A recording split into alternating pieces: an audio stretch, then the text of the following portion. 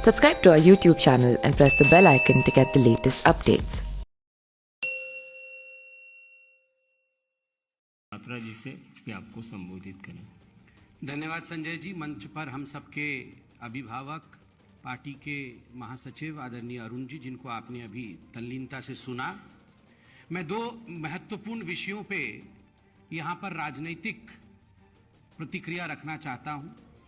जो आज बिहार की परिस्थिति है और जिस प्रकार से फ्रीबीज को लेकर अरविंद केजरीवाल जी राजनीति कर रहे हैं, जहाँ तक बिहार का संदर्भ है, मैं कुछ लिख के लाया हूं जो 2 दिनों से मीडिया में चल रहा है कि गठबंधन बनने के पश्चात जेडीयू और आरजेडी के बीच जिस प्रकार की गतिविधियां बिहार में हुई है, उससे आपको मैं अवगत कराता हूं। आप देख सकते हैं कि 10 अगस्त को, क्योंकि आप सब जर्नलिस्ट मौजूद हैं, आपके ही साथी और हमारे जानकार जर्नलिस्ट गोकुल यादव जो प्रभात खबर के थे, किस प्रकार से उन्हें जमुई में गोली मार करके उनकी हत्या कर दी गई। 11 अगस्त को ठीक उसी प्रकार एक और पत्रकार की गोपालगंज में हत्या कर दी गई और 11 ही अगस्त को बेतिया के रुदल प्रसाद बरनवाल जी, जो कि एक पुजारी थे राम जानकी मंदिर के, किस प्रकार से गला काट करके, गला रेत करके उन्हें मार दिया गया और उनका जो कटा हुआ गला था वो कहीं और मिला। 11 अगस्त को किस प्रकार पटना टोयोटा कार शोरूम में एक बहुत बड़ी लूट की खबर हुई, यह भी आप जानते हैं। और 11 ही अगस्त को किस प्रकार छपरा में जहरीली शराब के सेवन के कारण 6 लोग मृत्यु को प्राप्त हुए। छपरा में इससे पहले 13 लोगों की मृत्यु हुई थी, या यूं कह लीजिए जहरीली शराब के कारण 13 लोगों की हत्या हुई थी। और आदरणीय नीतीश कुमार जी के खुद गृह क्षेत्र नालंदा में 10 लोगों की मौत हुई थी। जिलावार आप देख सकते हैं। मैं बहुत जल्दी में जिस प्रकार से बहुत मैं कहूंगा अव्यवस्था फैल रही है बिहार में, उसका एक संस्मरण आपके सामने रखूंगा। जिला पश्चिम चंपारण में 12 वर्षीय किशोरी से सामूहिक दुष्कर्म होता है। मुजफ्फरपुर में व्यवसायी नलिन रंजन के घर दिन दहाड़े घुस लुटेरे 40 लाख रुपए की संपत्ति लूट लेते हैं।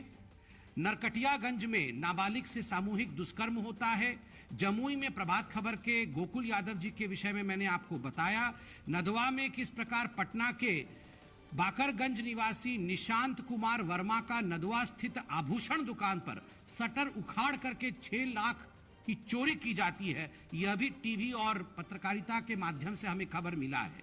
बाढ़ जिला में बाढ़ थाना क्षेत्र के LIC मोड़ के पास मुहर्रम जुलूस के दौरान जिस प्रकार 2 समुदायों में लड़ाई होती है, यह भी हमने देखा कि वहां पुलिस नदारद थी। ठीक उसी प्रकार पटना सिटी में घर के गेट पर खड़ी शिक्षिका के गले पे बाइक सवार 3 झपट्टा मार करके सोने के चेन को लूट लेते हैं, यह भी CCTV फुटेज के माध्यम से हमने देखा। पटना सिटी में एक महिला की हत्या की जाती है और आरोपी के घर से 4 पिस्तौल बरामद होते हैं। ठीक उसी प्रकार पटना में मैंने अभी कहा कि गार्ड की हत्या करके किस प्रकार टोयोटा के शोरूम पे लूट होती है।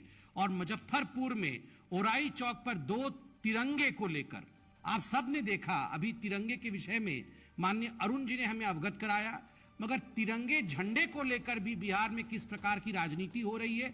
झंडे में भी परिवर्तन किया जा रहा है और वहां भी तुष्टीकरण की राजनीति हो रही है, यह भी हम सब ने देखा है। इसके बाद यह कहना अतिशयोक्ति नहीं होगी कि द जंगल राज रिटर्न्स। जिस जंगल राज के विषय में आप सब ने भारतवर्ष को समय समय पर अवगत कराया था, और किस प्रकार से जब भारतीय जनता पार्टी अपने शासनकाल में रही तो गृह विभाग भी हमारे पास नहीं था, एक्साइज डिपार्टमेंट भी हमारे पास नहीं था, ये विभाग भी हमारे पास नहीं होने के बावजूद हमारे दबाव के कारण जिस प्रकार से एक माहौल बिहार में रहता था कि हत्या, लूट, डकैती, इसके ऊपर अंकुश रहती थी, आज बिहार में जंगल राज रिटर्न्स है। और एक वीडियो आज सोशल मीडिया में घर घर तक पहुंच रहा है। कई मंत्रियों ने इसे ट्वीट किया है, कई जनता ने भी ट्वीट किया है। बिहार के तेजस्वी यादव जी का एक साक्षात्कार है, उसका वीडियो है, जिसमें उनसे 10 लाख नौकरी के विषय में 2020 में उन्होंने कहा था कि हम आएंगे तो 10 लाख नौकरी देंगे।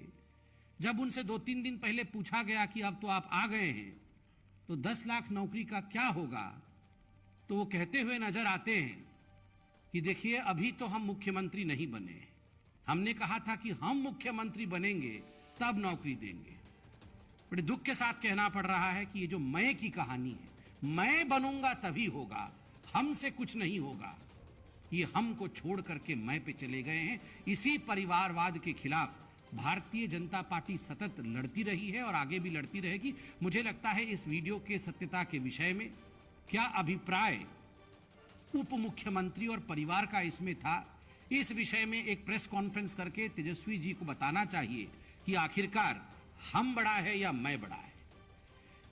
तो जंगल राज रिटर्न्स के बाद अब हम अरविंद केजरीवाल जी के झूठे वादे और ये जो फ्रीबीज की कहानी अरविंद केजरीवाल जी कहते रहते हैं उसके विषय में बताना आवश्यक है। बंधुगण, अरविंद केजरीवाल जी का एक ही मत है, एक ही उद्देश्य है, कैसे भी करके आम आदमी पार्टी और अरविंद केजरीवाल जी की प्राधान्यता स्थापित हो देश में, उनके एम्बिशंस फुलफिल हो, उनकी महत्वाकांक्षा आगे बढ़े। इसलिए झूठ दिन पर दिन किस प्रकार से वो परोस रहे हैं ये हम देख रहे हैं। ये कल फ्रीबीज क्या है, वेलफेयर स्कीम क्या है, इसको लेकर लड़ाई हुई। फ्रीबीज क्या है और वेलफेयर स्कीम क्या है, बेनिफिट क्या है।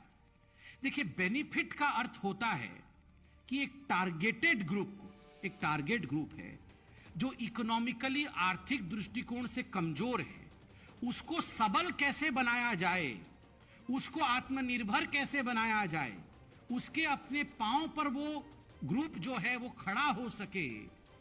एक टारगेट ग्रुप के लिए काम करना, उसके लिए गवर्नेंस करना, उसके लिए विषय भेजना, ये बेनिफिट है, ये वेलफेयर स्कीम है। मगर जो फ्रीबीज होता है वो गरीब के नहीं होता है, वो सबके लिए होता है। और जो मुख्य उद्देश्य होता है वेलफेयर स्कीम का, वो क्या होता है, बेनिफिट का क्या होता है कि किस प्रकार से सस्टेनेबल बेनिफिट दे करके इकोनॉमिकल रूप से एक वर्ग को सस्टेनेबल लाइफ अर्थात आत्मनिर्भर जीवन बनाने के लिए उसे अपने पांव पे खड़ा करना। जैसे गरीब कल्याण योजना, 80 करोड़ जनता जो पेंडेमिक के समय, कोविड के समय एक ऐसी परिस्थिति में थी कि यदि नरेंद्र मोदी जी की सरकार उन्हें टारगेट करके उनके लिए राशन नहीं भेजते तो आज उनकी परिस्थिति किस प्रकार की होती, वो अचिंतनीय हो जाती। ये होता है टारगेटेड डिलीवरी। और सबके लिए समान रूप से अपने बेनिफिट के लिए, मतलब मुझे राज सत्ता मिल जाए, इस उद्देश्य से किया हुआ कार्य फ्रीबी कहलाता है, ये मुफ्तखोरी कहलाता है। अब देखिए, फ्रीबीज को आप अगर डिफाइन करिएगा, परिभाषित करिएगा, उसका अर्थ निकलेगा नो लॉन्ग टर्म बेनिफिट। किसी भी वर्ग के लिए, किसी भी समूह के लिए, देश के लिए कोई लॉन्ग टर्म बेनिफिट नहीं है, शॉर्ट टर्म बेनिफिट है। किसका है, एक व्यक्ति का या एक पार्टी का। केजरीवाल जी नेता कैसे बन जाए, शॉर्ट टर्म बेनिफिट। आम आदमी पार्टी सत्ता में कैसे आ जाए, शॉर्ट टर्म बेनिफिट। तो जिसको अंग्रेजी में कहते हैं बेट, BAIT, बेट, जिसको कहा जाता है दाना डाल करके मछली पकड़ने की कोशिश, ठीक उसी प्रकार ये जो फ्रीबी है ये एक बेट है। ये किस प्रकार दाना डाल करके उसमें फंसाने की कोशिश, ताकि मेरी महत्वाकांक्षा, अरविंद केजरीवाल जी की महत्वाकांक्षा ये फुलफिल हो जाए। ये अरविंद केजरीवाल जी ये इस प्रकार से एक्टिंग करते हैं ना कि जैसे पूरी दुनिया की चिंता उन्हीं को है, केवल अपनी चिंता है, मैं, मेरा और मेरी पार्टी, इसका भला कैसे हो। और जहां तक मोदी जी और इस सरकार की, भारत सरकार की चिंता है, गरीब और गरीब कल्याण। जो गरीब है, इसीलिए तो आज गरीबी रेखा के ऊपर भारतवर्ष में गरीब उठ पाया है। इसका जो विवरण है ये आज यूनाइटेड नेशन दे रहा है। ये विषय आज विश्व के पटल पे चल रहा है कि नरेंद्र मोदी जी की 8 वर्ष में होते हुए अति गरीब लोग जो थे उनकी संख्या में वृद्धि नहीं हुई, और गरीबी रेखा से ऊपर जो लोग थे, जो नीचे थे, वो आज ऊपर हुए। ये होता है टारगेटेड। और मैं अब अरविंद केजरीवाल जी का एक बहुत गंभीर विषय पर पोल खोलने वाला हूं। एडवर्टाइजमेंट करने में अरविंद केजरीवाल जी उनसे आगे कोई नहीं जा सकता। कैसे गंभीर सा चेहरा बना करके आप याद करिए, वो निकलते हैं टीवी पे। सुबह टीवी ऑन करिएगा तो केजरीवाल जी आपको नजर आएंगे, दोपहर को केजरीवाल जी और शाम को भी, मतलब पूरा दिन टीवी पे रहने वाले केजरीवाल जी कैसे पैसा खर्च करते हैं, मैं आपको एक उदाहरण दे रहा हूं। 2015 में अरविंद केजरीवाल जी की सरकार एक योजना लेकर आए कि हम शिक्षा को लेकर बहुत गंभीर है, इसलिए दिल्ली उच्च शिक्षा और कौशल विकास गारंटी योजना, ये मनीष सिसोदिया जी जो उनके मंत्री हैं, जो अभी घोटाला किया था ना एक्साइज वाला, वही मनीष सिसोदिया जी।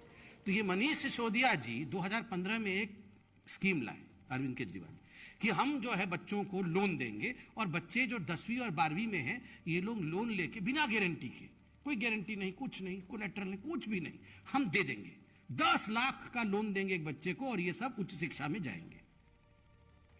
और इस साल 21-22 में 89 ऐसे छात्रों ने इस योजना के अंतर्गत अप्लाई किया कि अरविंद जी हमें लोन दीजिए, आपने कहा था। तो 89 में से अरविंद केजरीवाल जी ने बहुत अध्ययन किया, मनीष सिसोदिया जी ने अध्ययन किया, बहुत अध्ययन करने के बाद 2 लोगों को लोन दिया। मतलब इतने लोगों ने अप्लाई किया, इनको केवल 2 लोग दिखे कि 2 लोग ही दे सकते हैं, काबिल है। तो 2 बच्चों को सिलेक्ट किया, कितना दिया होगा पता नहीं, किसी को 5 भी दे सकते, किसी को 6, मैक्सिमम चलिए मान लीजिए 10 लाख दे दिया। मतलब 10 कुल मिलाकर के 20 लाख मैक्सिमम दिया होगा, हो सकता है उससे कम दिया हो, क्योंकि लोन की जो व्यवस्था है वो मैक्सिमम 10 लाख की है, तो हो सकता है 10 दे दिया, चलिए 20 लाख रुपए लोन दिया। और आप जानते हैं एडवर्टाइजमेंट कितने का किया? किसी ने आरटीआई किया था, तो आरटीआई का रिपोर्ट आया, घबरा जाएंगे आप सुन करके। 10 लाख रुपए का लोन देके 19 करोड़ 50 लाख रुपए का एडवर्टाइजमेंट कर दिया है। 50 लाख 19 करोड़। हाँ हाँ, जितने का बबुआ नहीं उतने का झुंझुना, संजय जी बोल रहे हैं। तो वो झुंझुना दिखाते रहते हैं हमेशा, टीवी सुबह से रात तक झुंझुना से ही चल रहा है। मतलब अरविंद केजरीवाल जी झुंझुना से ही चल रहे हैं। आप सोचिए जरा, 2 लोगों को, 2 छात्रों को इन्होंने लोन दिया है और वो भी मैक्सिमम हो सकता है 20 लाख रुपए का, और 19 करोड़ 47 लाख रुपए का इन्होंने जो है एडवर्टाइजमेंट कर दिया है। पूरा उसका विवरण कितना कितना एडवर्टाइजमेंट दिया है इसमें है। इलेक्ट्रॉनिक मीडिया में 18 करोड़ 81 लाख 618, प्रिंट मीडिया में 47 लाख रुपया, ऐसे करके इन्होंने इतने का एडवर्टाइजमेंट दिया है। आपको याद होगा बीच में अरविंद केजरीवाल जी आते थे एक टीवी में, आज से जब कोरोना चल रहा था उसके ठीक पहले आते थे और कहते थे बहुत प्रदूषण है तो जीवन खराब हो जाएगा, तो हम एक बायो डिकम्पोस्ट केमिकल ढूंढे हैं। बहुत रिसर्च किए थे अरविंद केजरीवाल जी पूसा में बैठ करके, और उसके बाद उन्होंने कोई केमिकल ढूंढा था। उन्होंने कहा था मैं केमिकल छिड़क रहा हूं, ये केमिकल छिड़कने से पूरा जो दिल्ली है वो प्रदूषण मुक्त हो जाएगा, और हमने कर दिया है, छिड़क दिया है सब जगह केमिकल। बाद में मालूम पड़ा कि 60 लाख का ये जो एक्सपेरिमेंट करके क्या निकाला था केमिकल, ये 60 लाख रुपए का केमिकल था और उसमें 24 करोड़ रुपए का एडवर्टाइजमेंट था। 60 लाख रुपए का केमिकल बनाया और सुबह से वो टीवी पे मैं छिड़क रहा हूं करके 24 करोड़ रुपए छिड़क रहा हूं करके खर्च किया। 2 बच्चों को यहां पर लोन दिया और 19 करोड़ रुपया से अधिक खर्चा किया है, 19 करोड़, ये बताने में कि मैंने लोन दिया। ये अरविंद केजरीवाल जी की कहानी है और सुबह से शाम तक ये फ्रीबी कर रहे हैं। He is just an election bee मतलब BEE, मधुमक्खी। मतलब जैसे ही इलेक्शन आएगा भन बना करके झूठ बोलना और पूरे माहौल को खराब करना कुछ नहीं, केवल एडवर्टाइजमेंट करना, यही उनका विषय है। आज इतना ही था। आज अरविंद केजरीवाल जी ने यह भी कहा है, उन्होंने कहा है कॉर्पोरेट टैक्स जो है ये बढ़ा रही है भारत की सरकार। एक तो अरविंद केजरीवाल जी, आप तो इतने पढ़े लिखे व्यक्ति हैं, आपको वेव ऑफ और राइट ऑफ में फर्क नहीं पता है। आप बोल रहे हैं कि बहुत अमीर साथियों का 10 लाख करोड़ रुपया का जो है लोन मोदी जी ने राइट ऑफ कर दिया, मतलब माफ कर दिया। अरे राइट ऑफ और वेव ऑफ अलग होता है। जनता जनार्दन जरा भेजिए इनको चिट्ठी लिख के कि राइट ऑफ और वेव ऑफ में क्या फर्क होता है। जब राइट ऑफ होता है तो कॉलम चेंज होता है। आरबीआई की गाइडलाइन है, मतलब जो लोग पैसा लूट रहे थे, जिन लोगों ने पैसा लूटा है, किस प्रकार से उनसे बकाया लिया जाए, किस प्रकार से उनसे पैसा वापस लिया जाए, उसको राइट ऑफ कहते हैं। मतलब प्रक्रिया चालू है। इसीलिए तो यूपीए एरा में जिन लोगों ने एनपीए किया था, आज वो सारा पैसा वापस लाने का काम नरेंद्र मोदी जी की सरकार कर रही है।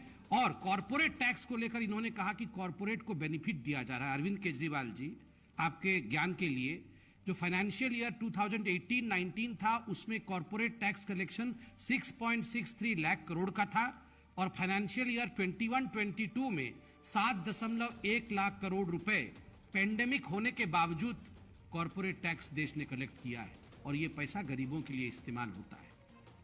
इसलिए झूठ बोलना बंद करिए।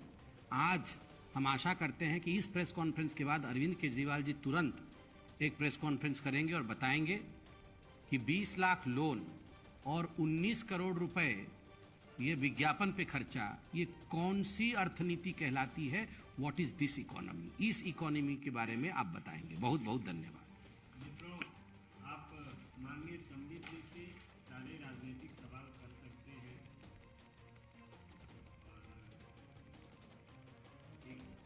नीरज पांडे एबीपी।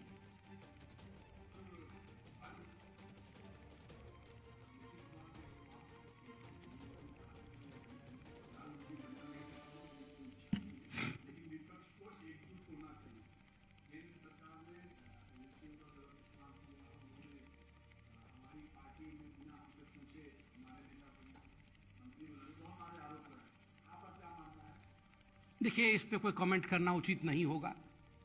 नीतीश जी तो उस समय भी मौजूद थे जब उनके मंत्री बने थे, उनके उसी समय बोलते। आज बोल के क्या लाभ है? स्वाभाविक है, लोग उन्हीं से प्रश्न पूछेंगे। ठीक है, विपक्ष को एकजुट होना चाहिए, ये काम विपक्ष को ही सोचना चाहिए। अब आदरणीय नरेंद्र मोदी जी, जेपी नड्डा जी, अमित शाह जी, इनका तो काम नहीं है ना कि विपक्ष को एकजुट कराना और विपक्ष कैसे मजबूत हो उसके लिए प्रशिक्षण वर्ग लेना। ये काम तो खुद विपक्ष को ही करना पड़ेगा। अब इतने साल से वो एकजुट नहीं हो पा रही है। अभी भी हमने राष्ट्रपति चुनाव में, उपराष्ट्रपति चुनाव में देखा, ये उनका विषय है, उनसे पूछिए।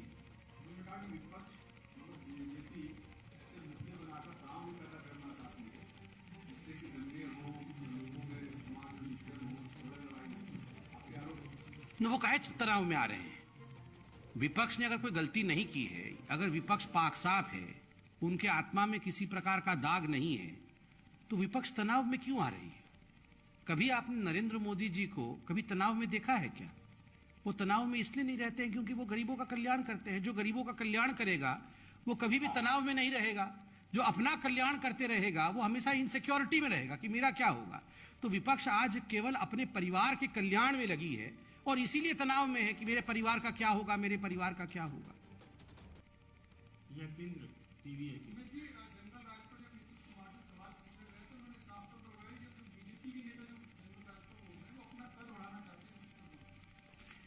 देखिए, बहुत फर्क है कल, आज और कल में। जंगल राज को तो गढ़ने वाले ही आदरणीय नीतीश जी थे कि जंगल राज हुआ है और लालू जी के राज में हुआ है, तो हम तो वही दोहरा रहे हैं। और मैंने अभी जो फहरिस्त पढ़ी 10, 11, 12 तक जो सब हुआ है बिहार में, यदि हत्याएं होती है, दुष्कर्म होता है, लूट होती है, डकैती होता है, तो उसको अगर जंगल राज नहीं कहेंगे और हम चुप रहेंगे तो आप बताइए क्या ये हमारा धर्म है एक राजनीतिक पार्टी के रूप में? हमारा काम है जनता की रक्षा करना, विषयों को आप तक पहुंचाना, उत्तर देना उनका काम है, वो उत्तर दे। धन्यवाद। अब हो गया।